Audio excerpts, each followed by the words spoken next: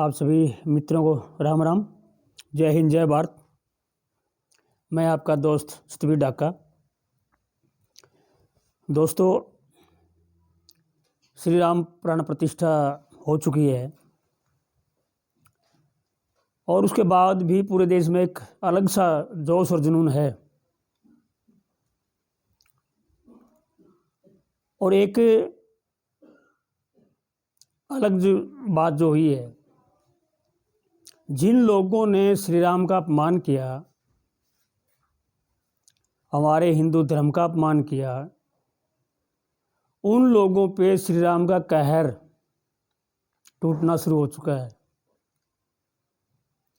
श्री राम उन लोगों को सबक सिखा रहे हैं, क्योंकि वो लोग अब भी प्राण प्रतिष्ठा के बाद भी सही नहीं बोल रहे हैं। उनका जो हिंदू विरोधी एजेंडा है उस पर कायम है, वो अभी उस पर चल रहे हैं लोगों। लेकिन उसका नतीजा क्या हुआ? जब राहुल गांधी की यह भारत तोड़ो यात्रा जो चल रही है, वो बंगाल में पहुंचनी थी, उससे पहले ही ममता बनर्जी ने कहा कि हम अकेले चुनाव लड़ेंगे, कांग्रेस के पास बंगाल में कुछ नहीं है और हम उनको कोई सीट नहीं देंगे। जो घमंडिया गठबंधन खंडित होना शुरू हुआ और अगले ही दिन पंजाब में आम आदमी पार्टी के मुख्यमंत्री भगवंत मान ने भी यही कहा कि पंजाब में कांग्रेस के पास कुछ नहीं है, हम अकेले चुनाव लड़ेंगे और 13 की 13 सीटों पर चुनाव लड़ेंगे। अब ये गठबंधन टूटना शुरू हो गया। पहले से नजर आ रहा था कुछ, फिर भी कोशिश कर रहे थे, बयानबाजी में लगा रही थी, लेकिन फिर भी कह रहे थे कि हम हमारा गठबंधन एक है, हम इकट्ठे हैं। लेकिन प्राण प्रतिष्ठा के तुरंत बाद एक भूकंप आ गया, समझो, इंडी गठबंधन में। अभी आज पूरा दिन बिहार में जो सियासत रही है, नीतीश कुमार जी अलग मीटिंग कर रहे हैं, लालू जी अलग मीटिंग कर रहे हैं, और ये मानो कि लगभग बिहार में गठबंधन टूट चुका है। अब नीतीश जी क्या करेंगे? अलग रहेंगे, बीजेपी के साथ जाएंगे, क्या करेंगे वो अलग बात है, लेकिन गठबंधन टूट चुका है उनका। और अब उनको समझ नहीं आ रहा कि हम करें क्या। कांग्रेस कह रही कि हम हमारी विधायकों की कल मीटिंग करेंगे, बीजेपी ने अपनी मीटिंग बुलाई है, लालू जी मीटिंग कर ही रहे हैं, नीतीश जी मीटिंग कर रहे हैं। एक पूरा बिखराव। जिस नीतीश कुमार जी ने इंडी गठबंधन की शुरुआत की, विपक्षी पार्टियों को इकट्ठा करने की शुरुआत की, आज वही उस गठबंधन को तोड़ रहे हैं। उनके टूट का कारण भी बन रहे हैं। उसके कुछ कारण भी हैं कि जो उम्मीद कर रहे थे नीतीश कुमार जी कि इंडी गठबंधन में मुझे मान सम्मान मिलेगा, वो नहीं मिला। कांग्रेस ने उनकी कोई बात नहीं मानी, वो संयोजक बनना चाहते थे, उनको नहीं बनाया गया। और जिस ढंग से बिहार की राजनीति हुई है, जो 22 तारीख को श्री राम जन्मभूमि के प्राण प्रतिष्ठा होनी थी,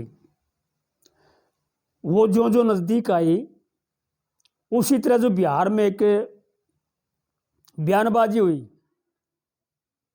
लालू प्रसाद जी की पार्टी के कुछ नेताओं ने, कुछ उसके मंत्री या विधायकों ने जिस ढंग के बयान दिए सनातन के खिलाफ, श्री राम के खिलाफ, जिस ढंग से हिंदू धर्म का अपमान किया उन लोगों ने, वो कहीं ना कहीं नीतीश जी को खटक रहा था।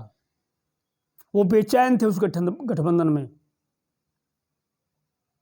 और जिस ढंग से बिहार में गुंडागर्दी का जो राज शुरू हो चुका था, हर रोज जो घटनाएं हो रही थी, उससे भी त्रस्त थे नीतीश कुमार जी।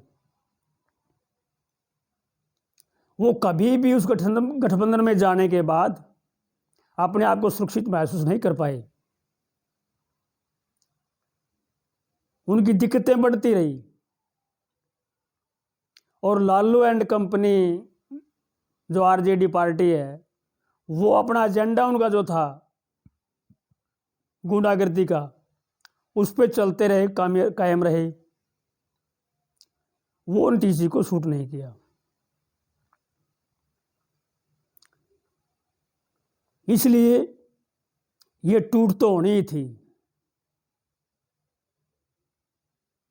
क्योंकि उसके अलग अलग कारण भी हैं। अभी और भी लोग जाएंगे।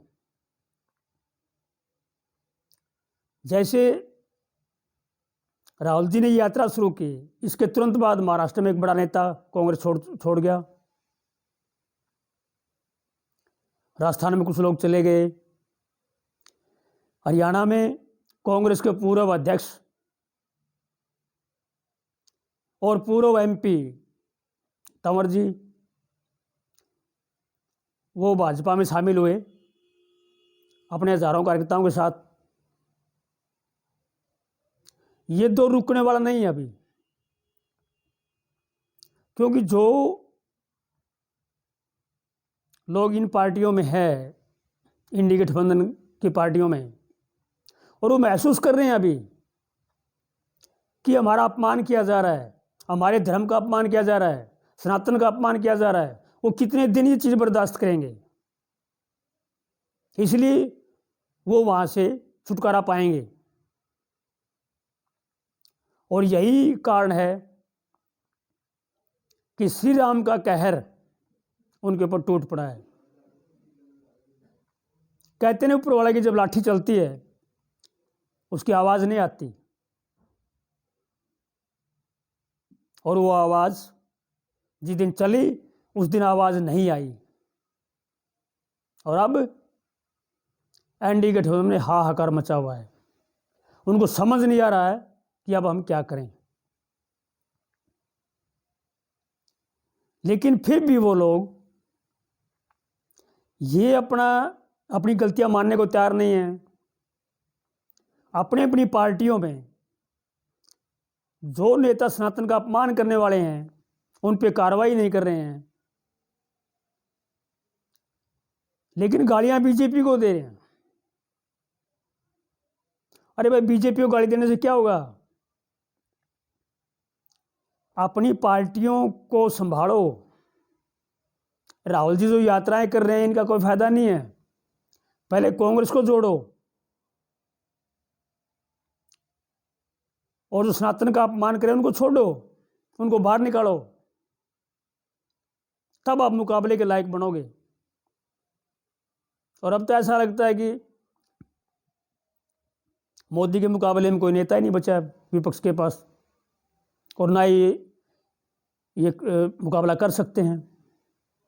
आगे आगे देखते हैं होता है क्या। अभी तो शुरुआत है, अभी तो 4 ही दिन हुए हैं प्राण प्रतिष्ठा को, लंबा टाइम नहीं हुआ है। आगे देखते रहो और ये खिंडते रहेंगे। जय श्री राम, जय हिंद, जय भारत।